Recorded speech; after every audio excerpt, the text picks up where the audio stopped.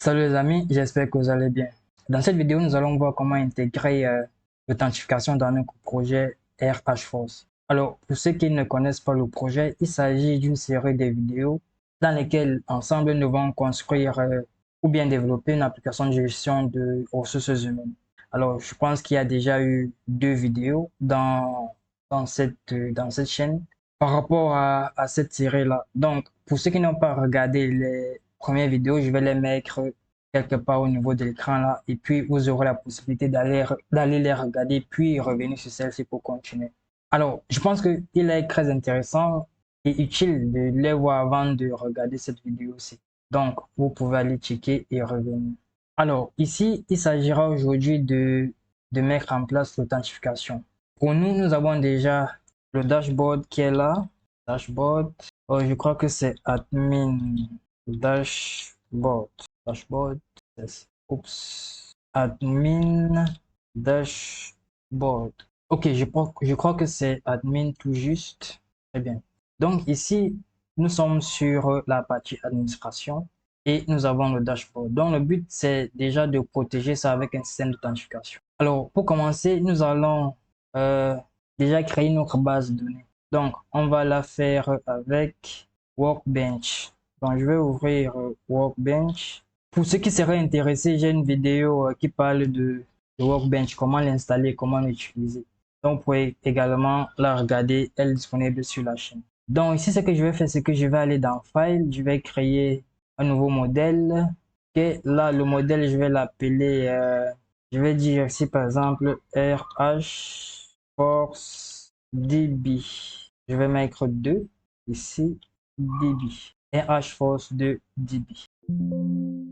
On ferme ça et puis là, on va ajouter un nouveau diagramme. Donc, je double-clique. La page du diagramme, elle est ouverte. Alors, notre table utilisateur va ressembler à ça. Donc, on aura un ID, on aura un code, on aura email, on aura password, on aura create at, ainsi de suite. Donc, on va reproduire ça rapidement.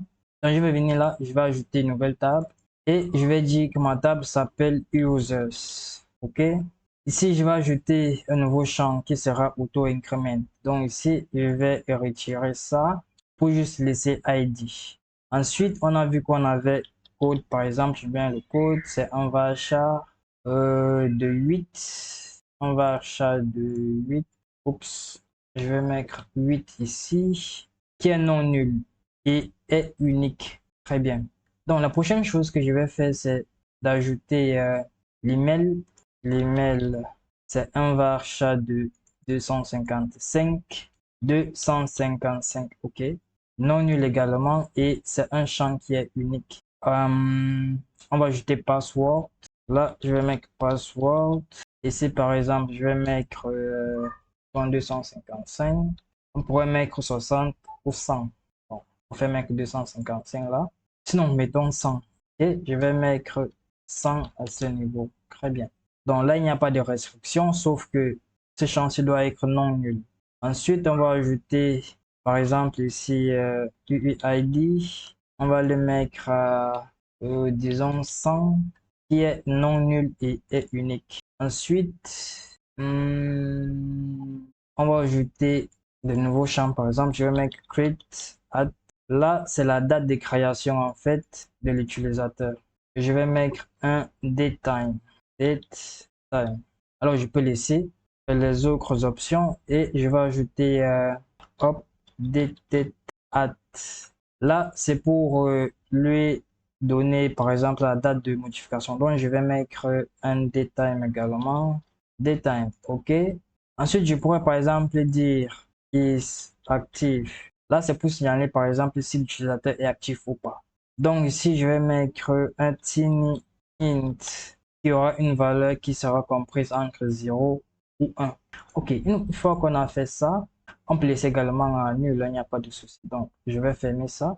Une fois que j'ai fait ça, je vais enregistrer mon modèle dans mon projet. Donc, je vais faire save modèle. OK. Une fois que je fais save modèle, je vais rechercher mon projet dans www ici. Je vais rechercher RH Force 2 qui est ici. À l'intérieur, je vais créer un nouveau dossier que je vais appeler par exemple schema. OK. J'ouvre le dossier schema. À l'intérieur, je vais mettre le nom de mon modèle. Je vais mettre RH Force 2. Et là, je vais mettre DB. Très bien. J'enregistre. Alors, c'est pas terminé. Par la suite, ce que je vais faire, c'est que je vais retourner au niveau de mon navigateur. Je vais aller dans localhost ou bien dans phpMyAdmin. Donc, on attend que ça s'ouvre là. Ok, une fois que nous sommes dans phpMyAdmin, je vais me connecter en mettant mon mot de passe. Pop, pop, pop, pop, pop. Ok, très bien. Donc, ce que je vais faire, c'est que je vais ajouter une nouvelle base de données. Je vais cliquer sur nouvelle base de données. Ici, je vais mettre RHDB, sauf que je vais ajouter 2 ici. Donc, on va vérifier si ça correspond bien à notre chemin. Donc là, on a RH. Donc, je vais faire F2. Je vais copier ça. Je vais revenir dans le navigateur et le compte est bon. Ici, je vais changer par exemple le type d'encodage. Je vais choisir UTF-8 General CI. C'est quelque part là. Ok, donc ici on a UTF-8. Très bien. Donc on crée notre base de données. Une fois qu'on a créé notre base de données, on va la laisser comme telle. On va retourner dans notre workbench ici. On va vérifier. Ok, très bien. Donc maintenant, ce qu'on va faire, c'est qu'on va aller dans Database, Synchronize Model. Alors, ici, il faut bien choisir localhost ici. On va cliquer sur Next, Next. Là, moi, je vais mettre mon mot de passe. Très bien. Je vais cliquer sur Next et puis là, je vais juste cliquer ici. Automatiquement, il va sélectionner la base de données sur laquelle il doit propager, par exemple, les modifications par rapport au chemin que nous avons créé. Donc, je vais cliquer sur Override Target ici. Je vais cliquer sur Next. Next. Alors, ici, il me dit, et à table user qui sera ajouté. Donc, c'est ça ici, dans la source. Je vais cliquer sur Next et exécuter. Très bien. Donc, cette première étape-là, elle est terminée. Si on repart dans notre base de données, on va cliquer ici et on voit qu'on a bien notre table user qui est là. Alors, les amis, Workbench est pratique pour travailler. Sinon, parfois, on est obligé de revenir sur phpMyAdmin et à chaque fois qu'il y a modification sur le chemin, de les faire ici. Ce qui n'est pas très intéressant lorsqu'on veut changer, par exemple, d'environnement de développement. Ou bien si on veut donner le projet à un ami pour qu'il puisse travailler. On aura les soucis au niveau du chemin. Alors, une fois que cette étape-là, elle est prête, ce que je vais faire, c'est que je vais ajouter un utilisateur factice dans notre base de données. Comment est-ce qu'on va faire ça? Bon, je vais m'inspirer de cette base de données qui est ici. Donc, je vais ouvrir ça dans un nouvel onglet, pardon. Je vais cliquer sur User ici. Pour le code, je vais copier ce code qui est là. Je vais venir ici et là, moi, je vais dire par exemple insérer. Alors, le code, je vais mettre le code celui-ci. L'utilisateur, je vais prendre ça. Je vais le mettre dedans. Ensuite, le mot de passe, on va prendre ce mot de passe qui est ici. On va le mettre là-dedans. Ensuite, il y a, bon, tout ceci, ça, c'est pas très compliqué. Donc là, je vais revenir, je vais dire par exemple UID, je vais juste faire un truc genre comme ça. 6. Ok. Là, il n'y a pas de souci. Donc, je vais venir ici, je vais mettre la date de création, la date de modification. Bon, de toutes les façons, les amis, c'est juste pour avoir un premier utilisateur dans notre base de données pour pouvoir se connecter dans notre application. Alors, je vais exécuter. Très bien. Donc, on a notre utilisateur qui est là. Sauf que, apparemment, il y a des choses que nous avons oubliées. Ici, on a code, on a email, on a password, on a create. Ok, très bien. Sauf qu'ici, on va ajouter par exemple cette user ID qui est ici, c'est-à-dire celui qui a créé en fait l'utilisateur. Dans le cas où un utilisateur crée un autre utilisateur, on aura la possibilité ici de connaître l'utilisateur qui l'a créé. Donc, ce que je vais faire, c'est que je vais cliquer ici. Je vais cliquer là pour la première fois et puis pour la seconde fois. Donc, on a ici notre user ID. Ok, c'est vrai qu'ici, on peut également ajouter le rôle. Bon, je pense que le rôle, on va voir ça plus tard. Si dans le projet, on a la nécessité ou bien le besoin d'intégrer le rôle, on va l'ajouter très facilement. Donc, ici, comme j'ai modifié le chemin, il va falloir que je fasse une nouvelle synchronisation. Je viens ici, je clique sur Next, Next, mon mot de passe. OK. Next, je choisis RHForce 2, Override Target, Next, Next et Next. Très bien. Donc, j'enregistre mon chemin, je reviens Ici, ok. Si je regarde la structure maintenant, je pense qu'il y a, attention, user ID. Ce que nous devons faire ici, c'est de dire que ce champ-là peut être nul. Donc, je viens ici, j'enlève, en fait, je décoche non nul ici. Je pense que c'est bon. Je vais refaire la même opération. Next, next, next. Et je pense que c'est bon maintenant. Donc, par la suite, c'est qu'on va retourner dans notre projet ici, principalement dans le fichier .inf. Donc, on va aller dans .inf. À l'intérieur, on va paramétrer la connexion à notre base de données. Donc, cette partie-ci, on va supprimer les dièses au début. Le dièse au début signifie que cette ligne-là est en fait un commentaire. Donc, elle n'est pas prise en compte. Donc, ici, j'ai localhost normalement. Le nom de ma base de données, oups, c'est RH Force 2 DB. Alors, ici, username, c'est root. Alors, ici, il faut comprendre, c'est que vous allez paramétrer ces informations-là en fonction des informations que vous avez chez vous. Donc, si moi, je vais mettre mon mot de passe à ma base de données, OK. Une fois que mon mot de passe, il est là, je vais enregistrer. Je reviens dans mon projet, j'actualise pour voir s'il n'y a pas de souci. OK, très bien. Ce qui nous intéresse maintenant, c'est la partie d'authentification. OK? Donc, je vais aller dans Login sur la vue Login. Oups. Login. OK, une fois que j'y suis, alors, une fois que je suis sur le login, qu'est-ce que je vais faire? Je vais ouvrir mon éditeur de code, puis nous allons partir dans Hôte. Hôte, c'est ici, dans Hôte Controller. Très bien. Donc, ici, on a bien la fonction login. Donc, ici, ce que je vais faire, c'est que je vais commencer par lui dire quelle méthode est-ce que nous sommes dans. Là, je vais lui dire, je vais occuper la méthode. Pour faire ça, on fait 10 request get méthode comme ceci. Une fois que c'est fait, je vais lui dire OK. Je vais mettre true ici à l'intérieur pour lui dire je souhaite que la méthode retournée soit post, soit get, mais je veux qu'elle soit par exemple en lowercase, en uppercase. Autant pour moi. Uppercase, c'est comment ça se dit en français là? En majuscule, voilà. Donc dans ce cas, on aura soit get, soit post et qui sera en majuscule. Donc ici, ce que je vais faire, c'est que je vais dire if méthode égale à post et là, je mets tout ça en majuscule. OK, très bien. Donc une fois que c'est fait, ici, je vais venir et dire OK. Si nous sommes en post, je voudrais que tu prennes data. À l'intérieur des data, tu vas me mettre ce que tu vas récupérer en post. Donc, on va faire 10 request comme ceci. On va mettre, oups, 10 request get post. Alors, dans ce cas-là, il va récupérer les informations qui viennent dans le formulaire et il va les injecter dans data. Très bien. Alors, par la suite, je vais lui dire, OK, moi, je souhaite, par exemple, ici, à cette étape-ci, valider mon formulaire. Le formulaire doit venir avec l'adresse email. Donc, ici, je vais préciser les rôles. Je vais faire ça comme ça. Je vais mettre dans un tableau. OK. Là, je vais mettre email, par exemple. Et je vais lui dire, OK, l'email, je veux que ça soit un champ requis. Je lui dis ça comme ça. Et que ça soit un valide email comme ceci. Très bien. Par la suite, je vais mettre le password.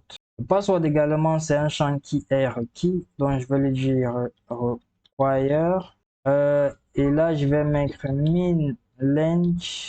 Je pense que ça s'écrit avec TH comme ça. Et 8. Le mot de passe, la taille minimale doit être à 8. OK, très bien. Donc, une fois que nous avons fait ça, c'est qu'on va faire, c'est qu'on va valider maintenant les informations qui viennent au niveau de la page de login. Donc, on va dire if not validate role. OK. Ici, on ne va pas faire ça. Ce qu'on va faire, c'est que on va faire 10. Oups. On va faire return. Redirect. Redirect, moi, je vais lui dire back. OK. Redirect. Oups. Redirect comme ceci. Back with input. Input, ça va retourner les informations qui ont été envoyées par le formulaire. Et là, on aura errors. Validator get errors. Très bien. Une fois qu'on a fait ça, on va s'arrêter ici un moment.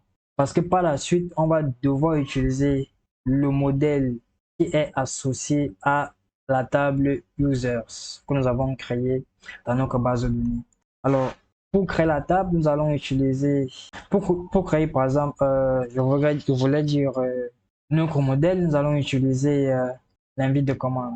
Alors ici, qu'est-ce que je vais faire? Je vais faire PHP Pack.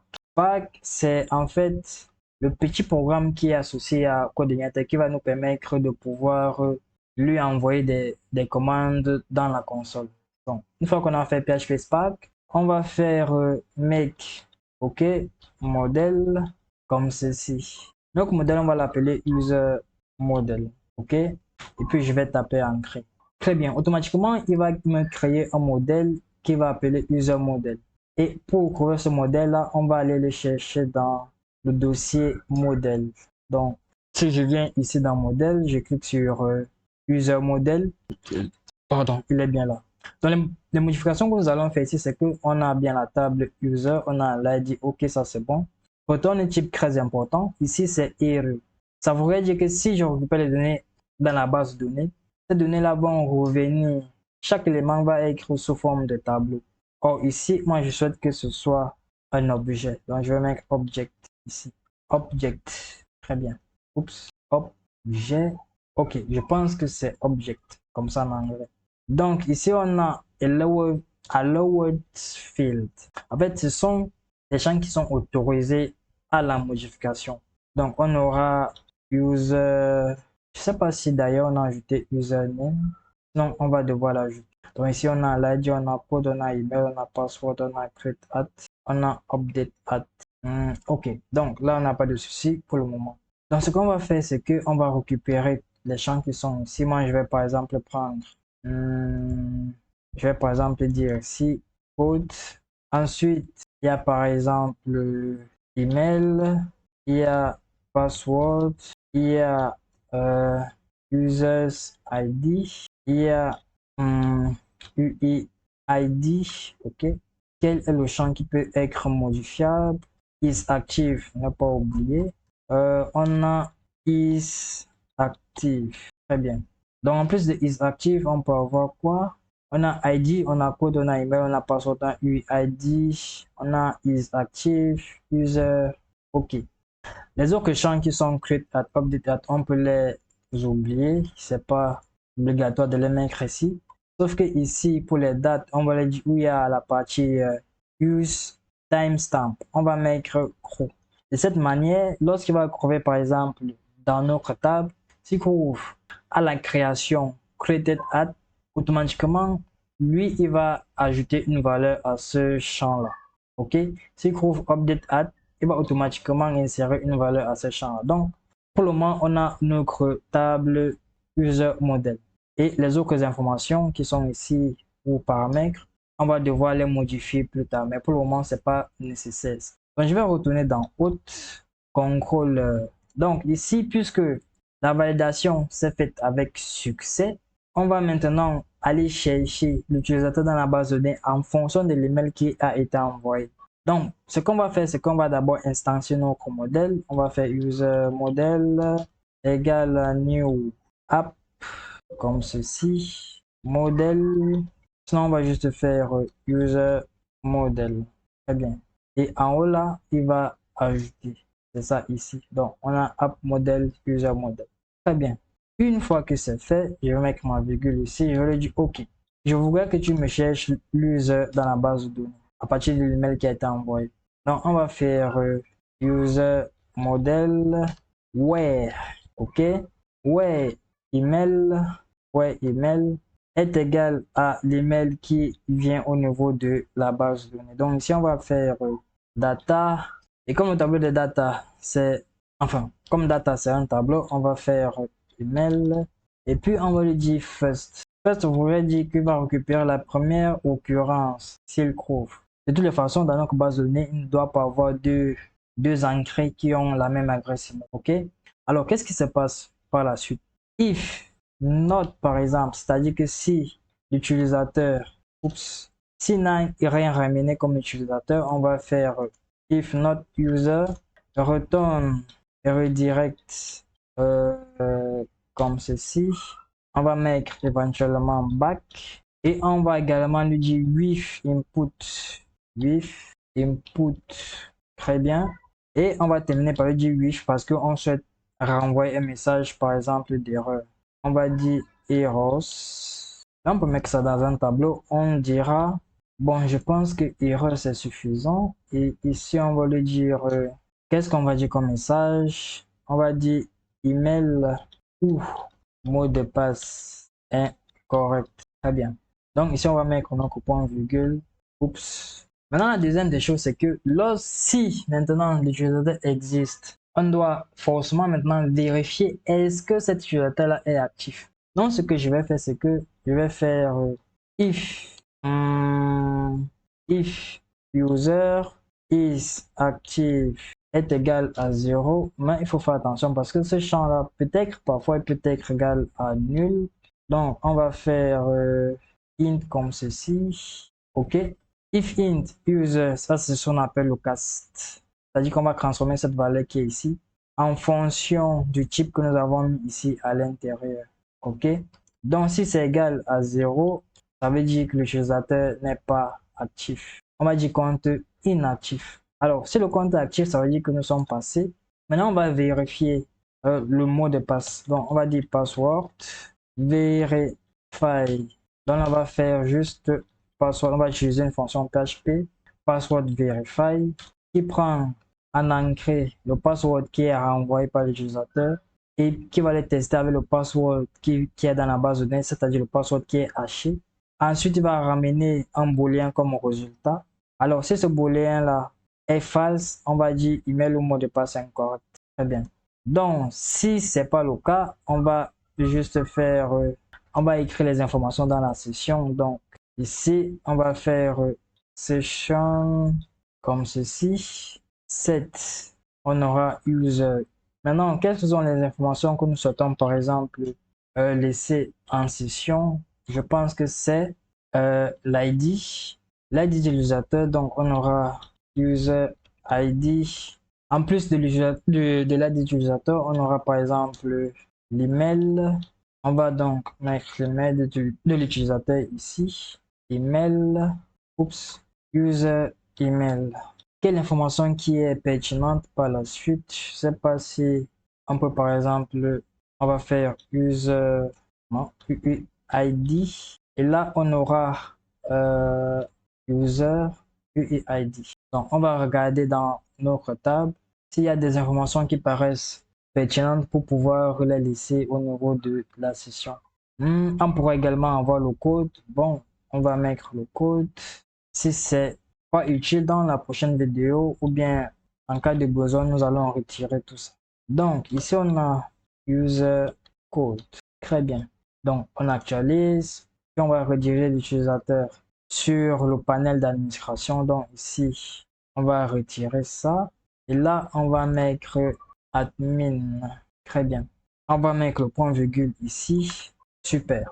Donc, ce qu'on va faire par la suite, c'est que nous allons retourner sur la page de login. CTRL P login. On va voir si tout va bien à l'intérieur. Donc, ici, nous sommes sur la page de login. On a bien notre forme qui est là, qui est envoyé en poste. Maintenant, ici, on va ajouter une instruction utile, old email. De cette manière, lorsqu'on va retourner sur cette page ici, si l'email avait déjà été envoyé, on aura cet email là au niveau du champ email. Alors, ici, on constate que nous ne pouvons pas avoir de message de validation à ce niveau. Ce que nous allons faire, c'est que je pense que ici, si on regarde, ok, à ce niveau, si nous allons devoir ajouter les messages de validation, donc je vais me placer dans le segment, ici à l'intérieur, et je vais lui dire this include, comme ceci, partial message. Alors, si vous vous souvenez très bien, si vous avez suivi la dernière vidéo, concernant la série, on peut voir que dans partial ici, dans partial, on a bien message qui est là. Donc, pour voir s'il n'y a pas d'erreur, nous allons retourner sur OK. Donc, ici, tout va très bien pour le moment. Alors, ici, ce que j'ai oublié également de faire, c'est de venir ici pour Shell et de faire npm run dev. Vous vous souvenez également que dans notre projet, on utilise Tailwind. Donc, regardez la vidéo précédente et vous allez voir comment tout ça est intégré. Alors, très bien. Donc, ici, ce qu'on allait faire, c'est déjà de voir l'espace qui est ici. On va voir comment est-ce qu'on peut gérer ça. Donc, on va retourner ici. Là, moi, je vais dire, par exemple, oups, je vais ajouter une classe. Puis, je vais, par exemple, dire, non, c'est pas ici. C'est ici à l'intérieur. Je vais, par exemple, dire mt3 pour essayer de faire de l'espace. Je vais inspecter pour voir. Ok, très bien. Donc, on a créé l'espace à ce niveau. Qu'est-ce qui va dans la console?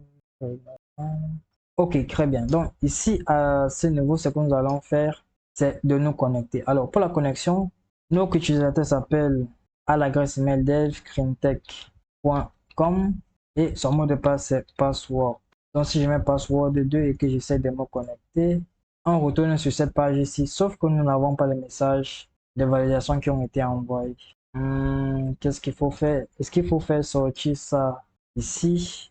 On va reprendre la même chose. Donc, je vais revenir ici. Je vais dire password 2.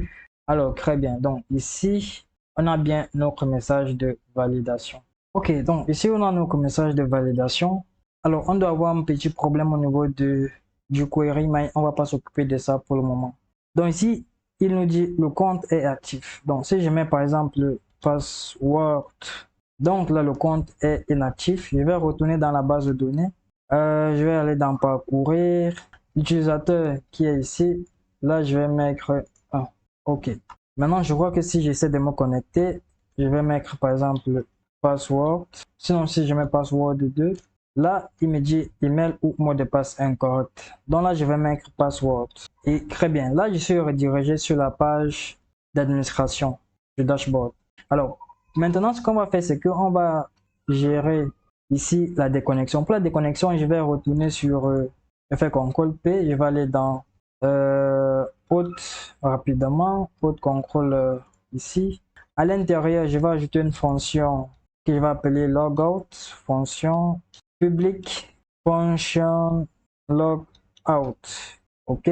Comme ceci. À l'intérieur, je vais dire juste session. On va décrire la session. Et là, je vais faire destroy comme ceci. Une fois que je... Oups. Est-ce que ici, j'ai mis croix S? OK. Session destroy. Ensuite, je vais juste faire un return redirect to out login. Très bien. Alors, c'est pas tout. Je vais aller dans la route pour pouvoir renseigner cette route qui va mener à la suppression ou bien à la déconnexion. Donc, je vais, ici, on a logout. OK. Ensuite, on va aller dans navbar. OK. Dans navbar, on va se placer à ce niveau. Là, je vais dire par exemple base égale base URL. À l'intérieur, je vais mettre out comme ceci, logout. Et je vais terminer en fermant ce petit bout de code là. OK, très bien. Donc, si on revient ici, on actualise, on clique et on peut se déconnecter. Alors, il y a par la suite, ce qu'on doit faire, c'est déjà de récupérer l'adresse email qui est en session, de la mettre au niveau. Attendez, je me reconnecte, vous allez voir ça. dev@crintech.com password. OK, donc à ce niveau-ci, on doit récupérer en session l'utilisateur qui est connecté pour pouvoir afficher son adresse email là. Alors, ce qu'on va faire, c'est qu'on va retourner sur navbar toujours. Nous y sommes. OK, sur cette partie-ci. Tout simplement, ce qu'on va faire, c'est égal. On a session à l'intérieur. Oups. Je peux lui dire par exemple users comme ceci. Point. En mettant par exemple l'email. Très bien. Donc, on a ça. On ferme là. Super. On retourne ici et on a devcrintech.com ici. Donc, tout marche très bien. Alors, vous constatez que même si je ne suis pas connecté pour le moment, je me déconnecte. Et puis, je vais venir ici, je vais dire admin et j'ai toujours accès à cette partie du dashboard là. Maintenant, qu'est-ce qu'on va faire? On va protéger maintenant notre espace avec ce qu'on appelle les filters. Comment on va faire cela? Je vais venir dans PowerShell ici. Je vais créer ce que je vais appeler le filtre. Je vais toujours le faire avec l'invite de commande. Donc, je vais faire PHP Spark make filter comme ceci. Le filtre, je vais l'appeler haute filter, je vais taper ancrer. OK, très bien. Donc, une fois que j'ai tapé ancrer, je vais aller dans filter ici et je vais voir le nouveau filtre que j'ai créé. Alors, ce qui nous intéresse ici, c'est la partie before. Il faut comprendre que le filtre va servir en fait lorsque la requête arrive. OK? Le filtre pourra être exécuté avant ou après la requête. Or, ici, on va exécuter la requête qui va regarder si l'utilisateur est connecté. C'est pour ça qu'on va s'intéresser à la partie before. C'est-à-dire que lorsque la requête arrive, la première des choses, c'est qu'on va vérifier si l'utilisateur est bien existant dans la session. Donc ici, on va se positionner ici. OK? On va dire user. OK? Cet utilisateur, on va le récupérer en session. On fait session user. Très bien. Si l'utilisateur n'existe pas en session, ça suppose que l'utilisateur n'existe pas. Ça veut dire qu'il n'est pas connecté. If not user, oups. If not user, on va faire ça comme ça. On va faire return redirect to auth login. On pourra par exemple envoyer un message d'erreur. With error, veuillez vous connecter. OK. Donc, qu'est-ce qui se passe maintenant? Une fois qu'on a créé notre filtre et que dans la fonction before ici, on a essayé de faire un petit test comme celui-ci. Il faut maintenant dire à coordinateur, lui donner la possibilité d'utiliser ce filtre-là dans l'application. Donc, on va aller on va faire CTRL P, on va chercher filtre. Il se trouve dans dans App Filter. Donc, si on clique à l'intérieur, on se retrouve ici. Donc, sur la partie des alias, on va l'appeler Auth Filter. Là, on va faire Auth Filter. OK? On va pas oublier de mettre 2.2 classe. Donc, on va essayer de formater cela. On enregistre. Ensuite, c'est pas fini. Une fois que il est compris, ça veut dire qu'il connaît à partir de l'alias, il peut retrouver le filtre en question. OK? Donc, on va copier ça. On va aller dans route ici. À partir des routes maintenant, c'est ici qu'on va utiliser notre filtre. Alors, pour tout ce qui concerne par exemple l'administration, cet espace-là est protégé. Donc ici, ce que je vais faire, c'est que je vais ajouter, je pourrais le faire à la fin. Donc ici, je vais me positionner ici. Je vais ajouter un tableau ici. OK? Dans ce tableau-là, je vais indiquer le filtre que nous allons utiliser. Donc je vais faire filtre comme ceci. OK? Et là, je vais indiquer le filtre ou bien le filtre que nous allons utiliser, que nous avons appelé auth filter. De cette manière-là, lorsqu'on va ancrer dans le groupe admin ici, il va appliquer le filtre. Et donc, dans notre filtre, on a un before, c'est-à-dire qu'il va tester si l'utilisateur en fait existe en session. Si l'utilisateur n'existe pas en session, on sera obligé de retourner sur la page d'authentification. Donc, si j'actualise là, donc là, il dit veuillez vous connecter. Très bien, ça veut dire que ça marche. Alors, on a déjà notre filtre qui marche très bien. On a l'authentification qui marche très bien. On peut s'arrêter là pour cette vidéo, c'est pour qu'elle ne soit pas très longue. Les autres erreurs, nous allons les corriger plus tard. Alors les amis, je pense que si vous suivez ces étapes, vous serez capable dans votre application de pouvoir intégrer un système déjà d'authentification. C'est-à-dire, l'utilisateur pourra se connecter sur une partie de l'application qui est protégée et vous saurez comment protéger la partie de l'application à partir d'un filtre. N'hésitez pas à regarder la vidéo s'il y a des points qu'on n'avait pas bien compris et revenez en commentaire si vous avez besoin de plus d'explications. Alors les amis, je pense que c'est terminé pour cette vidéo-ci. Si vous avez appris quelque chose, vous pouvez m'encourager en vous abonnant, en likant ou bien en partageant la vidéo. Nous, on se dit à plus pour la suite de notre série de vidéos qui concernent la création d'une application de ressources humaines avec le framework CodeIgniter. Alors, on se dit à plus dans la prochaine vidéo. Ciao.